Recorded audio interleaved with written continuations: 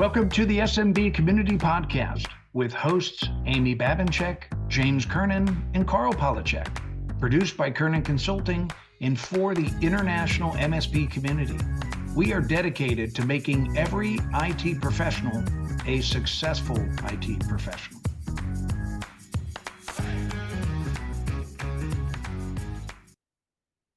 This podcast is sponsored by the Kernan Consulting's Millionaire Mastermind Roadshow.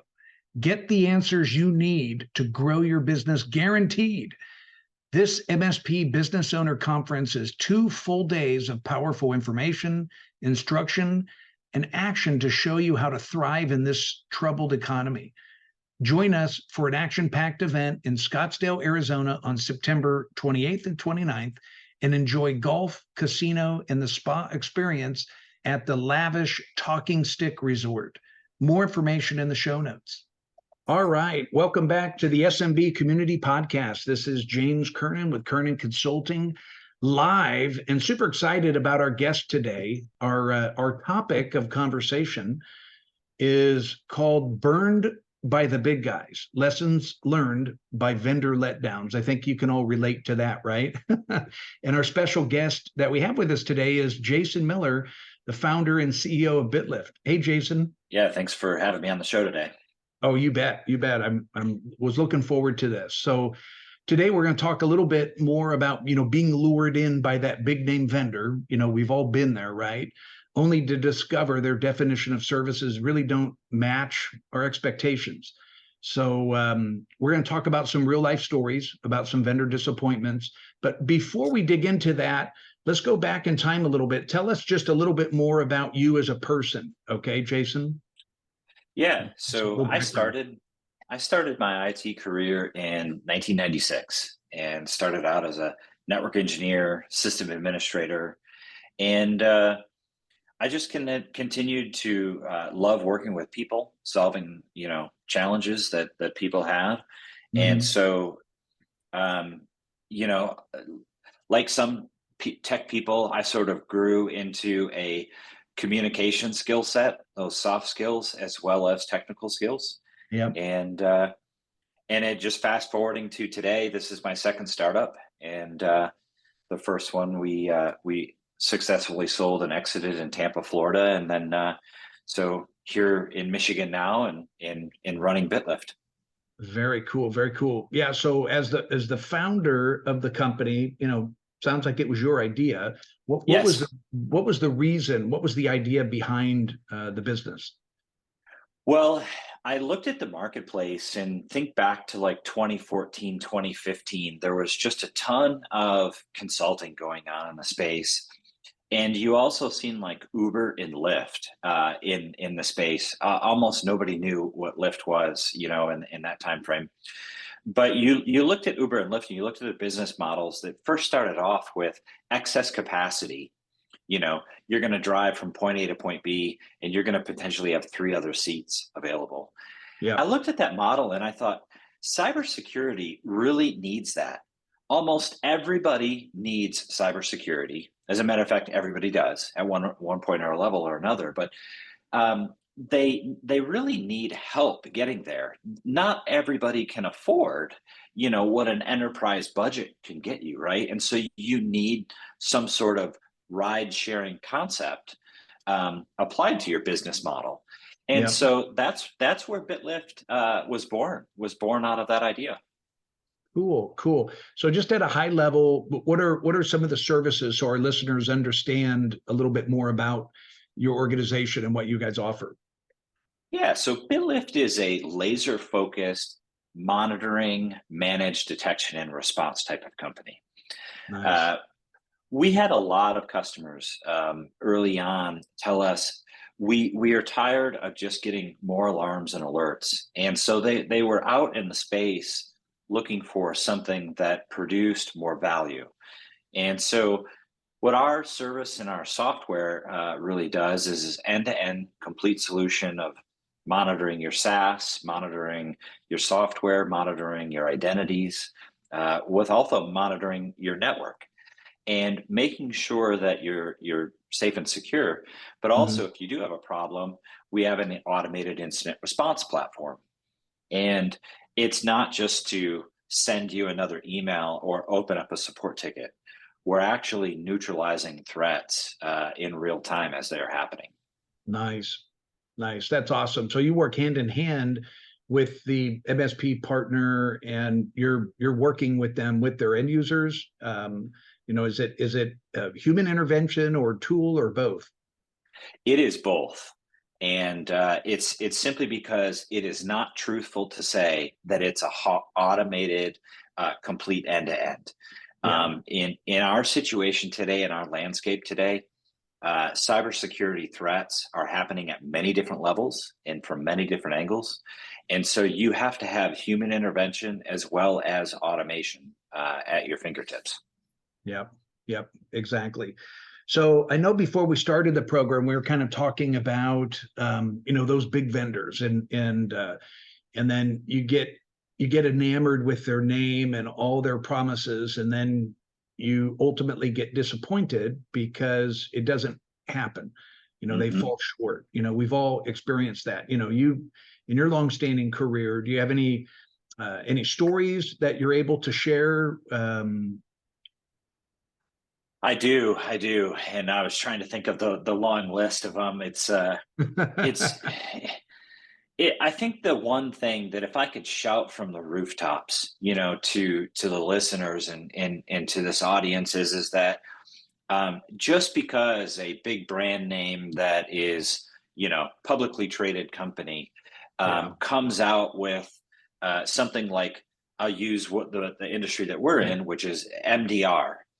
And I was speaking with someone just a couple of weeks ago, sort of my frustration with one of these companies. And I won't name names, but, you can sort of figure it out. But the reality is definition of somebody's acronym is super important.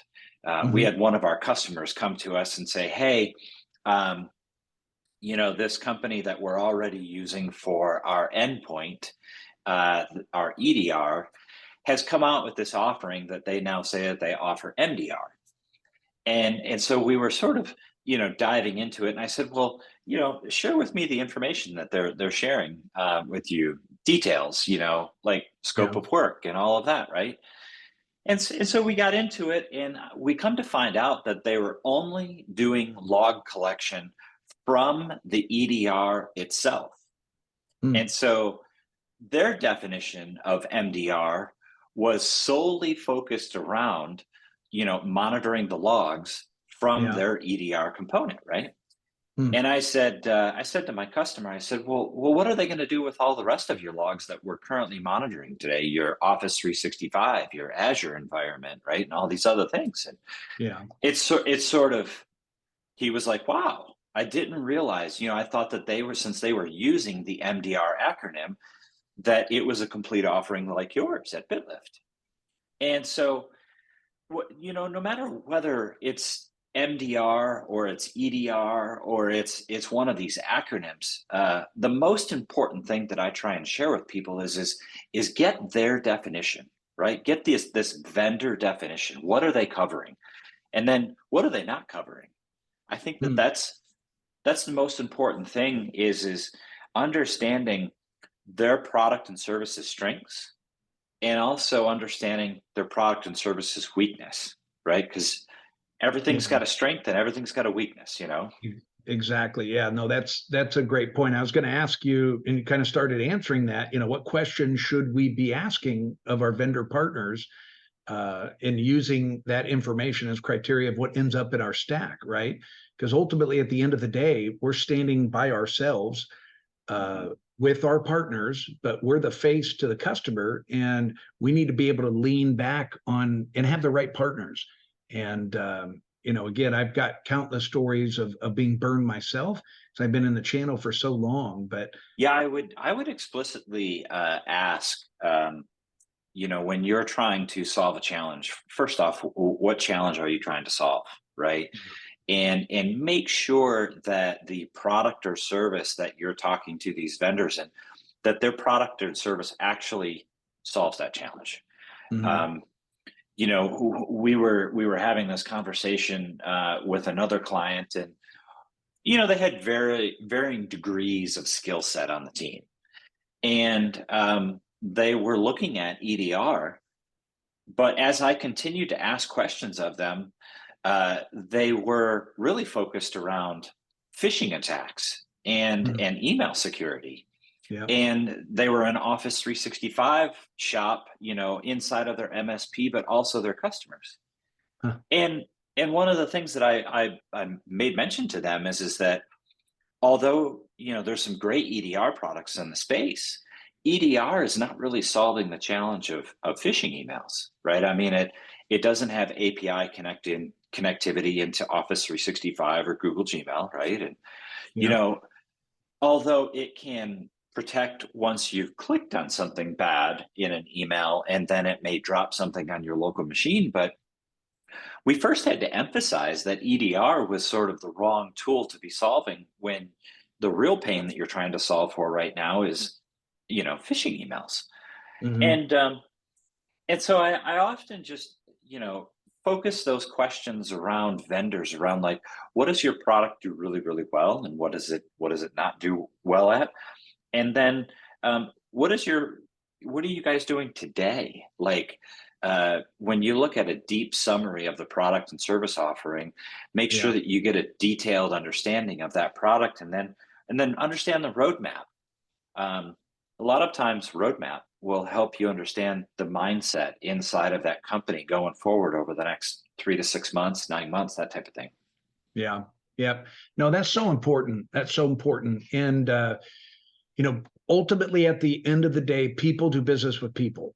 And you can have, cool tools and great technology and great processes and AI and automate what you can. But at the end of the day, you need to be able to rely on the people behind what's happening. And, we kind of talked about, the big company, and I'll pick on mainstream distribution, channel distribution. And there's one success story I'll say from my personal standpoint. The company that I think gets it best from a big worldwide distribution standpoint is TD SYNNEX. And they've done a really good job. The bigger they get, the more resources they get, they really do a good job with their people. And I think that's what your organization is awesome at as well. It's those relationships. It's the people that work on top of that. So anyway, I just wanted to mention that. So I couldn't agree more with you there, James. And I gotta stop you there for a second, because I want to touch on this. Is that if a vendor or a product or a service is really pushing the product and the quote, and they're trying to get a deal done quickly, that is one of the red flags that I have seen. Right? Yeah. One of the things that I press upon companies, customers, prospects today is what's the culture of you and your vendor working together? Does your vendor care about you and your company, your employees and your customers just as much as they care about, say, their job and that type of thing, right? I think that we're in this place today where culture, and that definition of culture, has got to expand across our relationships with our partners. And if it's just transactional, they just want to buy stuff from you and sell stuff to you, then that's not really a partnership. There's really very surface level culture there.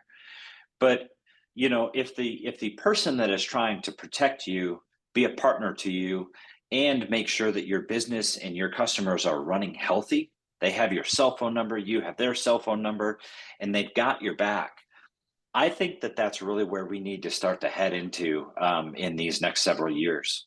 Yep. I couldn't agree with you more. And as you were talking about that, I'm not going to name any names, but as a business coach for the past 17 years in the channel, I've seen a lot of the big guys and even small companies. One key point or a red flag I'd always point out, like you were mentioning, is make sure their words match their agreements.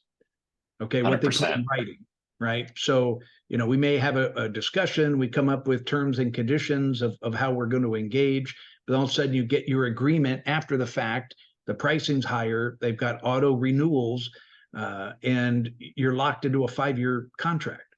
And as a business coach, I mean, I've gone back, and I've got lots of relationships with vendors all around the world, but I've seen some really tough ones that are very challenging to work with that don't have a heart. They don't care if you're in financial troubles. They don't care if you're getting a divorce. They don't care what's they're forcing you to honor their 5-year agreement that you didn't realize you were getting into. So make sure you read that fine print in those agreements, and that it matches verbatim what you are talking about. So seen that happen a lot too. Those are great points. And I mean, it could be something different. Like if you and I agree verbally that, hey, I'm willing to I want to go for price and quantity, but I'm also willing to accept a longer term commitment of contract, for price and quantity and those types of things. Well, then that's great. But if those things aren't discussed, the catch-22, make sure you better read all the fine print afterwards, is always catches you off guard, and it never leaves a good taste in your mouth afterwards, right? No, I've never understood that, Jason, of why some people do that. One of the big red flags as well in contracts is the auto renewal. And there's a convenience term where I can cancel, but it has to be 60 days prior to the expiration date of the contract. And if it's sooner than that, then you automatically renewed. You're kind of screwed. So anyway, that's interesting. But I love the people element of what you guys have talked about. And my experience with your organization's all been fantastic. Everybody's professional. But anyway, I just had to say that. Yeah. So hey, what's coming up for you? Is there anything new in the business, or are you going to any events? Yeah, so I'm actually excited. We are going to be attending some Mastermind events coming up. We're going to be speaking at the Mastermind event in Scottsdale, as well as Newport. I think it's Newport Beach, California. Correct me if I'm wrong, but so we're at those. We're at a few other events. We go to some data connector events. We also went to a CompTIA event, and one of the things that we're excited to do is educate the community and share with people. We don't lead heavy with a sales presence, a sales force. We're very heavy around how can I share with you the knowledge I have, and if that aligns and we eventually do business together, then great. But in the meantime, I believe that I may have some knowledge that I can share with you, and you have some knowledge you could share with me, and we could benefit each other, right? And so that's really one of the things that we're focused on. And then on the product side, we're really trying to take the product to this next level of where the product and service can be a virtual security engineer and a virtual security analyst.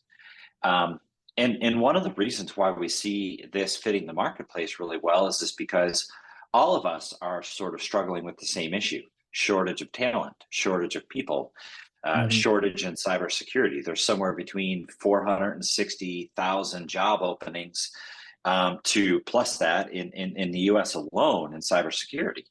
Yeah. And so if every university, there's like just under 5,000 universities in the US, if every university was graduating 30 students or 50 students a year, which isn't happening, in cybersecurity, we still would have a shortage gap for the next 10 years in cybersecurity.